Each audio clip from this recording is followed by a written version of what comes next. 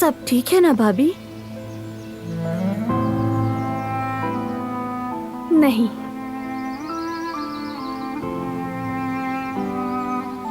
वो कुछ बताने को तैयार नहीं, वजाहत देने से इनकार कर रहा है।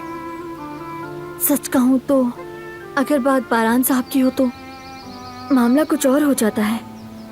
वो हमेशा से ही ऐसे हैं। लेकिन अगर मुझसे पूछे तो उस औरत ने बारान साहब पर जो इल्जाम लगाए हैं सब झूठे हैं। हाँ, मुझे भी ये बिल्कुल समझ नहीं आ रही। बारान ऐसा इंसान नहीं है। देखिए भाभी, मैं इस हवेली में सालों से हूँ।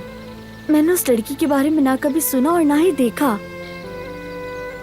बारान साहब के दिल में और जिंदगी में सिर्फ आप हैं।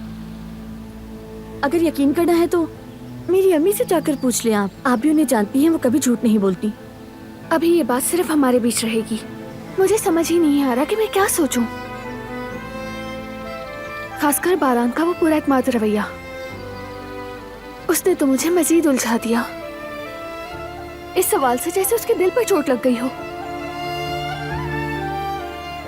उसकी आंखों में वो दुख साफ नजर आया।